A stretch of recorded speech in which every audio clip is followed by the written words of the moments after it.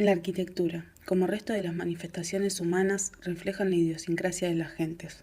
Por ello, es fundamental para el análisis de aspectos concretos de la vida humana, como en nuestro caso la arquitectura, conocer los aspectos geográficos, religiosos y políticos.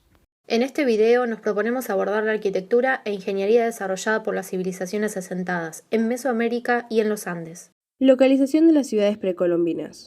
El Imperio Azteca, nominación que López Sánchez ha asignado como inapropiada, ya que los europeos la extendieron a todas las tribus. Habitaron la parte central y sur del actual México y parte de Guatemala.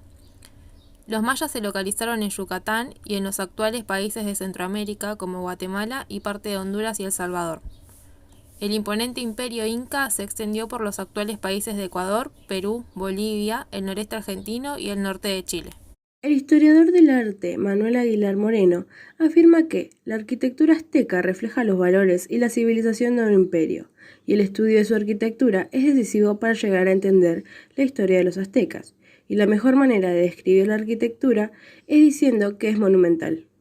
En Tenochtitlán se encontraba la arquitectura azteca más impresionante y monumental. Después de la conquista española, la ciudad fue saqueada, destrozada y sus materiales usados para construir la moderna Ciudad de México. El imponente desarrollo de Tenochtitlán trajo aparejados problemas de urbanismo. Entre otros, el emperador concibió el proyecto de hacer un acueducto que, partiendo de los manantiales de Chapultepec, condujera el agua hasta el mismo centro de la ciudad, 5 kilómetros de distancia dentro de la muralla del Gran Teocalli. A medida que el imperio se extendió, se realizó un nuevo acueducto desde los manantiales de Coyoacán a 10 kilómetros. Construyeron terrazas para sus cultivos y sistemas de riego. Así también crearon jardines colgantes para confrontar las inundaciones, un gran dique de 16 kilómetros para evitar inundaciones, como también una red de letrinas públicas y desagües.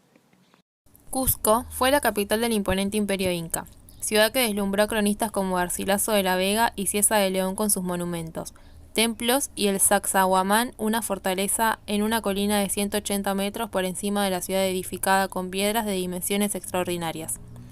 A ello se le suma la asombrosa ciudadela de Machu Picchu, construida sobre el río Urubamba, a una altura de 2.350 metros sobre el nivel del mar. Como han sugerido Alfonso y García Targa, la base climática económica en ocasiones influye sobre su arquitectura. La arquitectura y obras de ingeniería inca fueron notables. Construyeron desde puentes suspendidos una red de carretera que aseguraba la comunicación, pese a la gran extensión del imperio, caminos anchos y pavimentados con piedras e incluso túneles en su trayectoria. Favale enuncia que su arquitectura se destacó por el tratamiento de la piedra como material principal en sus construcciones. Como en los casos inca y azteca, la arquitectura maya también responde a una expresión política y religiosa. Como en las otras civilizaciones, la arquitectura maya se debió también de las disponibilidades de materia prima que le brindaba el ambiente, en su caso la selva. Las principales ciudades, como el Palenque, situada en Chiapas, o Tikal en Guatemala, conviven con la naturaleza selvática. La arquitectura civil y la planeación de los espacios presenta también obras de drenaje y conducción de agua, cuya complejidad está en la relación directa con el centro de la urbe, así como diversas calzadas y caminos que comunican internamente sus conjuntos arquitectónicos y plazas. Por otro lado, como ha señalado la doctora María Valverde, la disposición de los espacios también es un reflejo de la organización política y social, ubicando a los habitantes desde el centro a la periferia en relación con la importancia de su función y a su proximidad social con el gobernante. Así, la organización de la ciudad es el reflejo de una sociedad estratificada y sin movilidad social, en la que cada función y posición se ubican dentro de un rígido programa de acuerdo a su importancia. Arquitectura política y religiosa. La ciudad de Cusco fue el centro del gran imperio del Tahuantinsuyo. Al ser la capital administrativa, Sánchez López enuncia que solo vivían sacerdotes, funcionarios del gobierno y en general ricos y nobles. En materia religiosa, el más famoso de sus templos fue el Templo del Sol o Coricancha, el cual constituía el centro mismo del culto a Inti. Favale asevera que estaba compuesto por un edificio principal y varios más pequeños, que ocupaban en su conjunto una gran extensión de terreno en el área central de la ciudad. Historiadores, arqueólogos y especialistas han destacado las ostentosas paredes recubiertas de oro y la inmensa imagen del sol labrada en ese metal. Otra imponente edificación religiosa fue el templo de Pachacamac y el Xincal, considerado un nuevo Cusco, principal centro ceremonial. En el Ushnus se realizaban las ofrendas. La construcción inca se destacó por la unión muy pegada de sus piedras. No obstante, ninguna de las bellas obras incas utilizó columnas ni arcos. Casi todos los techos eran de paja y es prácticamente inexistente las construcciones de más de una planta. Caso contrario fue el desarrollo maya. En Palenque, los aleros anchos de los edificios han preservado el relieve de estuco y bajo relieve que sirve para comunicar la historia y el mito de la cultura maya. La arquitectura cívico-religiosa maya comparte una serie de elementos comunes, como la monumentalidad, el uso casi exclusivo de la piedra caliza como material de construcción, el estuco pintado con recubrimiento y la bóveda como sistema para techar.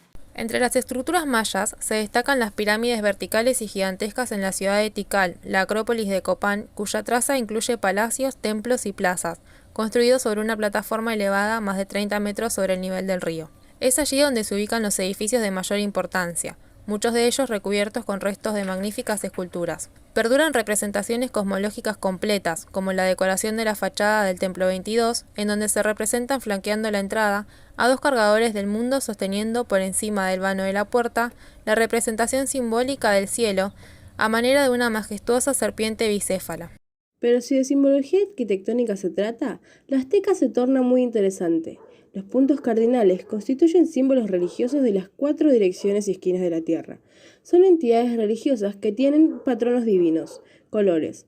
A su vez, como ha señalado López Sánchez, el gran calendario azteca, una piedra esculpida en forma de inmenso disco, no solo es una expresión artística, sino su concepto del universo.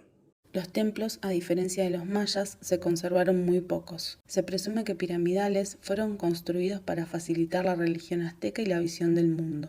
Construir templos piramidales era uno de los deberes arquitectónicos más importantes para los aztecas debido a la importancia religiosa que estos revestían. Se trataba de obras públicas patrocinadas por el gobierno y pensadas para crear un sentimiento de piedad religiosa y de poder imperial. Se creía que representaba las montañas utilizados para comunicarse con sus dioses. Entre los tipos de pirámides encontramos las pirámides redondas en el Valle de Toluca y el Templo Mayor de Tenochtitlán. En su cima contaba con 2 templos y una escalinata doble.